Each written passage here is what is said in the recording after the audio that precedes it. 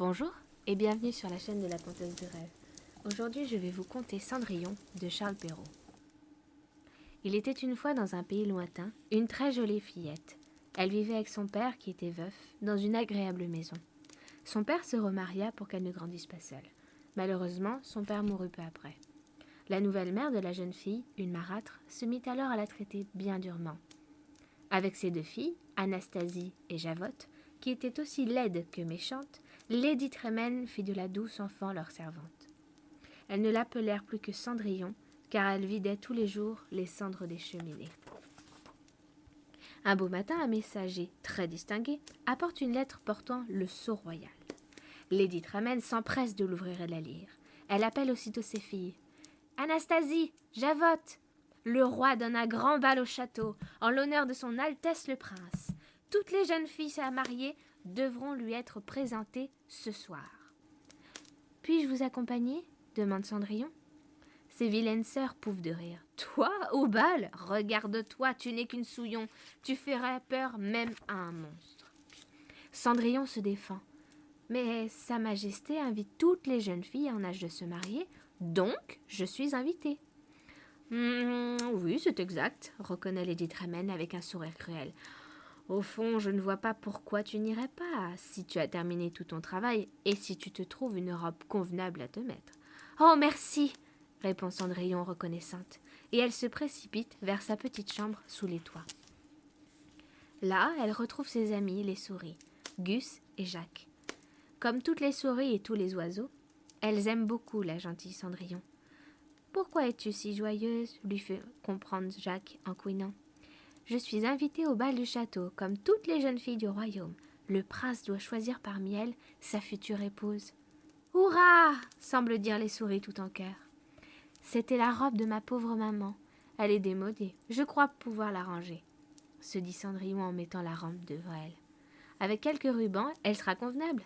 Mais comme la jeune fille sort sa boîte à couture, une voix impérieuse retentit dans l'escalier. « Cendrillon, descends ici tout de suite !» Cendrillon, le cœur serré, abandonne à regret ses projets de couture pour rejoindre la cuisine. « Tu laveras le carrelage et puis les fenêtres !» lui ordonne sa marâtre. « Mais je l'ai déjà fait hier !» proteste Cendrillon. « Qu'à cela ne tienne, recommence !» Et Cendrillon se met tristement à l'ouvrage. Mais la marâtre veille. Dès qu'elle termine une tâche, elle lui en invente une nouvelle. Sans parler des deux sœurs qui la dérangent continuellement. « Cendrillon, trouve-moi mes souliers !»« Cendrillon, où as-tu mis mon peigne ?»« Cendrillon, où as-tu rangé mon écharpe ?»« Je crois que je n'irai pas au bal, » songe Cendrillon découragée. « Elles ne me laisseront pas le temps de préparer ma robe. »« Pauvre enfant, comme elles la traitent mal. Elles lui font faire tout le travail, » ronchonne Gus. « C'est terrible, mais elle n'aura jamais fini sa robe à temps, » ajoute Jack. Soudain, une souris s'adresse à ses sœurs. « Retouchons nous-mêmes la robe de Cendrillon. Nous devrons l'avoir terminée avant qu'elle ne revienne. Elle n'aura plus qu'à s'habiller. » Les souris s'occupent de trouver des ciseaux, du fil et des aiguilles, tandis que Gus et Jack se faufilent dans la chambre des deux sœurs, occupées à se pomponner pour le bal. Malgré leur garde-robe somptueuse, elles se plaignent et le sol est jonché de robes et de parures. « Ah non, je refuse de porter cet affreux ruban de soie !» proteste Javotte en le jetant rageusement par terre. « Ce collier de perles ne va pas du tout à mon cou délicat !»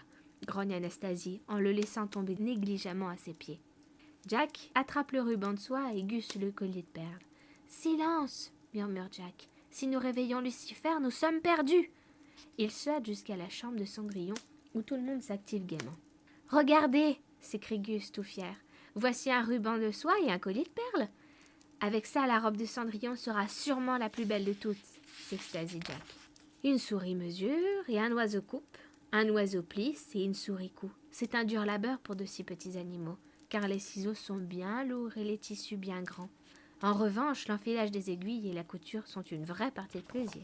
Pendant ce temps, Cendrillon doit aider les sœurs à ajuster leurs robes, mais son esprit est occupé par ce qui l'attend dans sa chambre. « Vous êtes prêtes, mes filles ?» demande la marâtre. « Et toi, Cendrillon ?» s'étonne-t-elle, hypocrite. « Hélas, non, » répond la pauvrette. « Je n'ai pas eu le temps de retoucher ma robe. »« Ah, quel dommage !» ricanent les sœurs. « Oui, nous regrettons ta présence au bal » ajoute la marâtre avec un sourire ironique. Et toutes trois, hautaines, détournent la tête, laissant Cendrillon rejoindre sa chambre, le corps lourd. Ce n'est pas grave, ce bal sera certainement très long et très ennuyeux. Oh, j'aurais tant aimé y aller. Elle en a les larmes aux yeux en ouvrant la porte de sa chambre. Oh, mais est-ce bien ma robe? Elle est merveilleuse. Qui a pu réaliser ce prodige? S'exclame-t-elle ravie. C'est nous! Piaille et Queen, tous ses petits amis. Cendrillon se dépêche de rejoindre ses sœurs. Heureuse de se voir si belle dans sa robe, Cendrillon descend en hâte l'escalier. « Attendez-moi » crie-t-elle. « Ma robe est prête. N'est-ce pas qu'elle est jolie ?» La marâtre et ses filles fixent Cendrillon avec consternation. Où a-t-elle pu dénicher cette robe? Soudain, les deux filles reconnaissent leur parure. « Oh, mon ruban de soie !» hurle Javotte en tirant brutalement sur les pans de la robe. « Ces perles sont à moi !» siffle Anastasie en lui arrachant le collier dont les perles se répandent sur le sol. D'un seul coup, la robe de Cendrillon se retrouve en lambeaux. « Cette tenue convient beaucoup mieux à ton rôle de servante, » déclare la marâtre. « Venez, mes filles, le prince vous attend. » Et elles partent pour le château, laissant derrière elles Cendrillon en pleurs. Ses petits amis ont assisté à la scène. « Comme elles sont méchantes, » soupire Gus. « Et laides, » ajoute Jack. Hélas, il est trop tard pour réparer ce gâchis à présent. Désespéré, Cendrillon se précipite dans le jardin, suivi des petites souris qui voudraient tant calmer son chagrin. « Ça n'est pas juste. J'avais tant rêvé d'aller au bal, » sanglote-t-elle. « Jamais plus je n'aurai cette chance. »« Ne perds jamais l'espoir, mon enfant, » murmure une douce voix à l'oreille de Cendrillon. Surprise, elle lève les yeux et aperçoit près d'elle une vieille dame qui lui sourit tendrement. « Qui êtes-vous » s'étonne Cendrillon en séchant ses larmes. « Je suis ta marraine, la bonne fée, » répond-elle. « Je suis venue exaucer ton souhait. » Elle regarde attentivement autour d'elle. « Ai-je bien tout? Récapitulons. Une citrouille, un cheval, un chien et... Oh! J'allais oublier les souris. »« Sauvons-nous vite » s'écrie Jack, et tout le monde détale dans le jardin. Mais la marraine de Cendrillon est vraiment une fée. Elle arrête les fuyards d'un coup de baguette magique. Voyons la formule magique à présent, s'exclame la fée en réfléchissant. Bidibi, bobidi, bidibibou, conduisez Cendrillon au bal du château. Tout en prononçant les mots mystérieux, la bonne fée agite avec grâce sa baguette. Une poussière étincelante éclaire soudain la nuit. Elle retombe d'abord sur les souris, qui se changent en 4 superbes chevaux, puis sur la citrouille qui se transforme en carrosse, et enfin sur le cheval qui devient un élégant cocher. Quant à Pato, le chien, le voici transformé en laquais. « Monte dans ton carrosse, mon enfant, et amuse-toi bien au bal, » dit la fée. « Mais ma robe, ma reine ?» demande-t-elle dans un souffle. « Oh, j'oubliais ta robe. Je vais arranger ça. » La baguette magique tournoie maintenant autour de ses haillons, les changeant peu à peu en une robe féerique. De délicats souliers en verre apparaissent à ses pieds menus. Cendrillon ressemble maintenant à une princesse.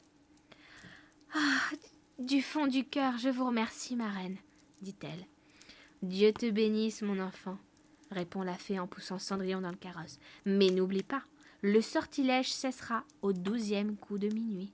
Tu redeviendras alors Cendrillon. »« Je ne l'oublierai pas, » promet Cendrillon. Et le bel attelage s'élance à vive allure vers le château. D'ailleurs, au château, la fête bat son plein, mais le roi n'a pas l'air satisfait. Le prince a déjà dansé avec la moitié des jeunes filles du royaume, sans en trouver une seule à son goût. Je crains de n'avoir jamais ni bru ni petits-enfants.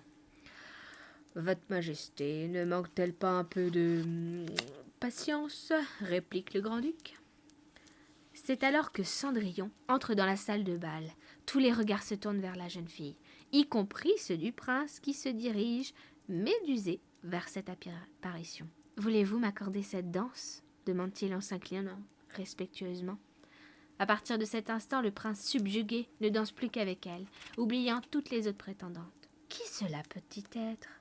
Quelqu'un la connaît-il ici? Les invités s'interrogent, tandis que le roi les contemple, un large sourire aux lèvres. « Comme elle est belle !» murmure-t-il au grand-duc.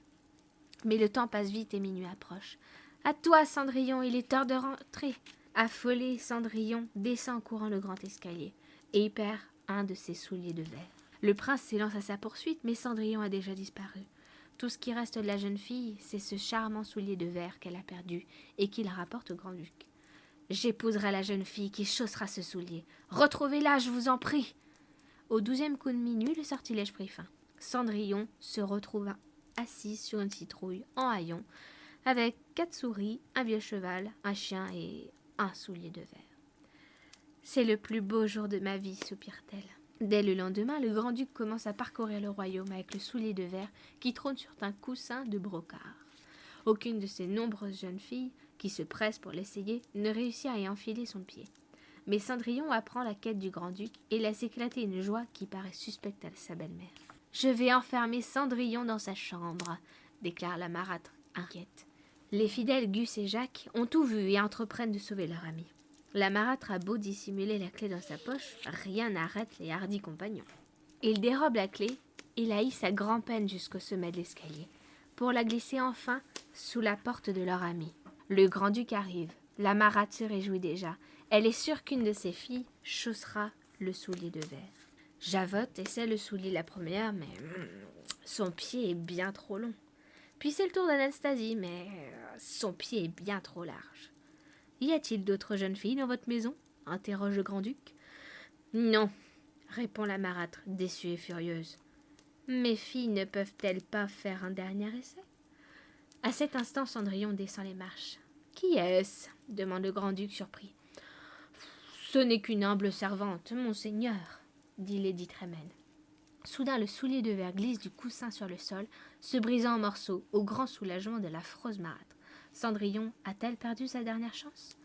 Heureusement, Cendrillon sort de dessous son tablier le 2e soulier de verre. Il lui va parfaitement. Enchanté, le grand-duc annonce alors à Cendrillon que le prince désire l'épouser et l'invite à le suivre au château.